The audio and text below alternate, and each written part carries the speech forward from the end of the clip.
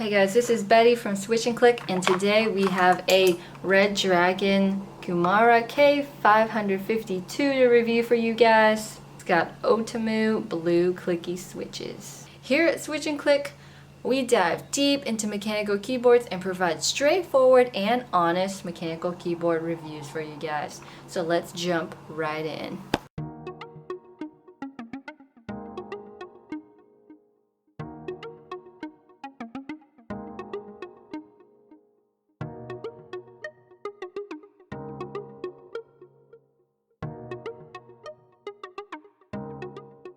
We actually bought 3 of these, the 551, the 552, and the 582 for about $130. Hope you guys enjoyed this review. We're gonna start off with the Kumara K552. Alright, so this is the Redragon Kumara K552. It's a 10 keyless compact mechanical keyboard. As you can see, there's no number pad here on the right side. It's got 87 keys and it's got the clicky blue switches. But we'll get into a typing test later on in the video and provide recommendations on whether you should buy this keyboard or not right at the end. Okay, first up, let's talk about some of the features and some of the non-features. We already see that it's a 10 keyless mechanical keyboard. It's got gamer legends. It does have RGB and we'll plug it in very soon. Look, one thing already, we see the protruding branding right here in a rectangular format. And then we have a function row up top. So another point I'd like to say is that it's got a non-detachable USB cable. However, it does have a gold-plated USB connector. It's a pretty lightweight case, but you can tell that it's sturdy. It has a mechanical base at the bottom. Can't really move it or flex it in any way. It's super sturdy. It has RGB lighting with 5 pre-programmed settings that we'll go through very soon. It has N-key rollover and anti-ghosting, just like most other mechanical keyboards. On the back, we see 2 rubberized feet, one right here, one right here. One problem I have with it is that it's not very sturdy on my desk. It slides around a lot. We also have 2 kickstands, one on the left and one on the right. It provides an adjustable typing angle. Very convenient. Very cool. And one more thing I'd like to point out is that the keyboard does have a high profile design, except it has this really high lip all around the case that makes it look like it's not a high profile design, but we'll get into that more later as well. It's got ABS plastic keycaps, so over time you will get some shine and grime. Ugh.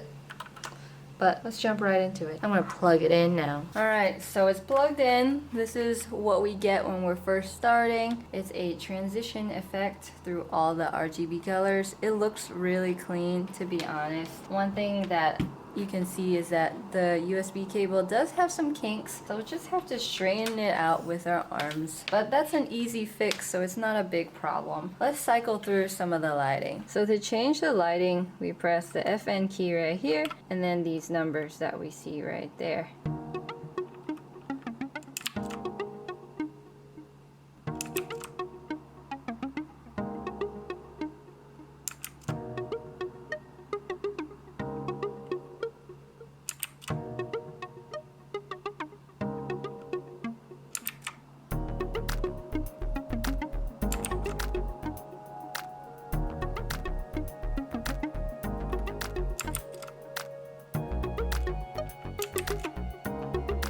We can also change the colors.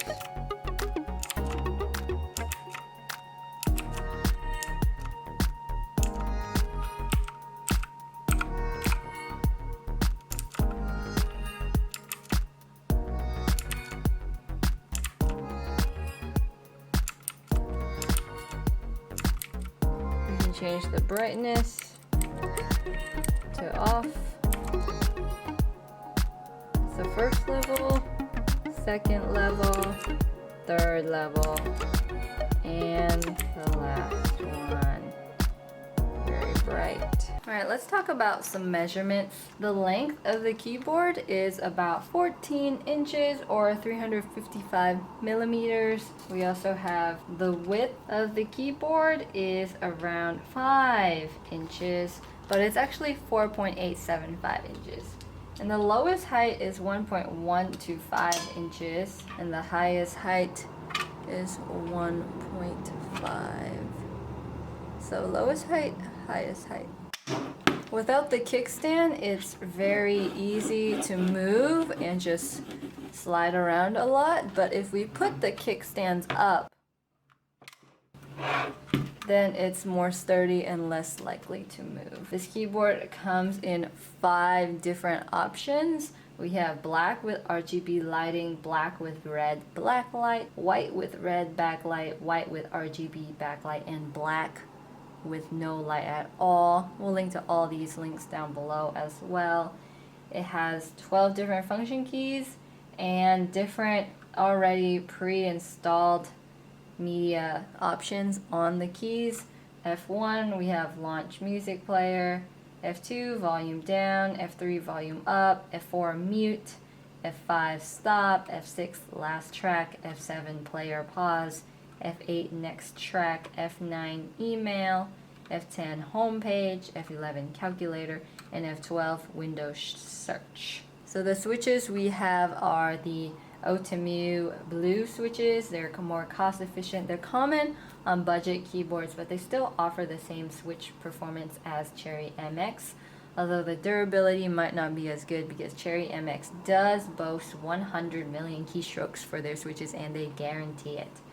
So Cherry MX blues have a total travel distance of 4 millimeters with an actuation at 2 and an actuation force of 55 grams.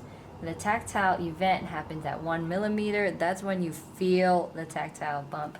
The Otomu blues have a total travel distance of 4 millimeters with an actuation at 2.5 millimeters and a force of 46 grams with the tactile event at 2 millimeters. So it's a little bit longer key press to actuate, but it's lighter as well. So we got a bunch of pros and cons here. The Redragon K552 is $35. It's very affordable right now on Amazon. I think it's $34.99. It's super affordable. It has a nice 10 keyless compact design. It has adjustable height with the two kickstands.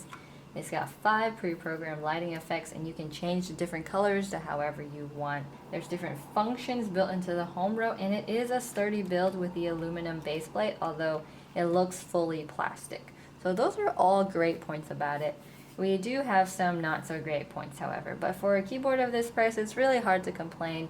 We have a non-detachable USB cable, so despite the compact design, it's not easy to carry around because this cable is going to get in the way. And the rubber feet on the keyboard don't really keep the keyboard in place when it's on a flat incline.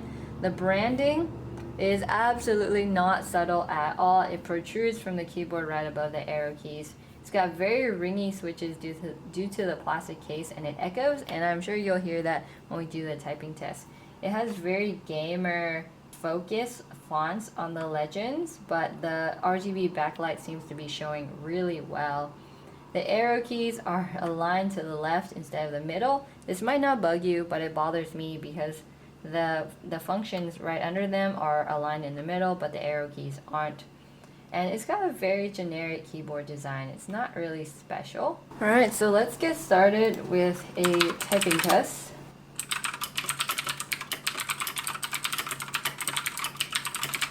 Alright, so what's the verdict on the Redragon Kumara K552? For a keyboard of this price at $35, it's really hard to complain.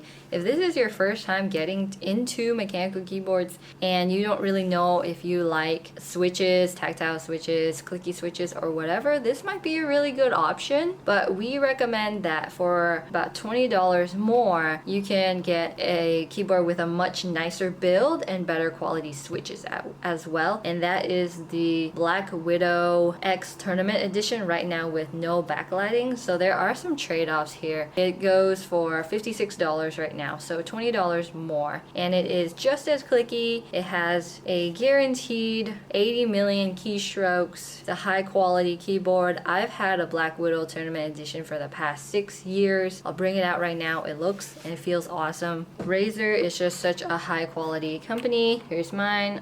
Here's how it sounds.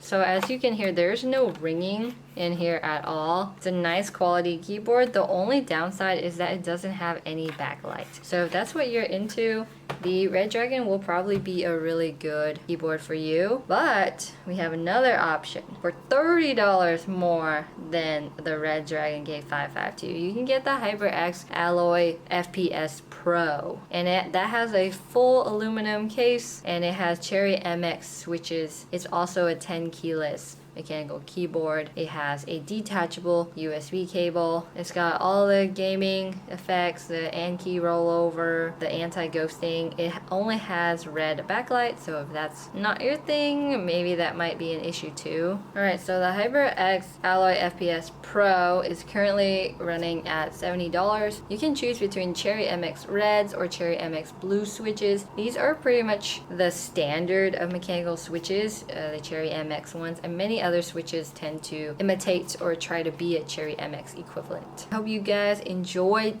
this review. If you want to see a lot of our other mechanical keyboard reviews, it's going to be up here at the end of the video. Subscribe if you want to around here, and then press here for another video from us. Anyways, thank you so much for watching, and we'll see you in the next one.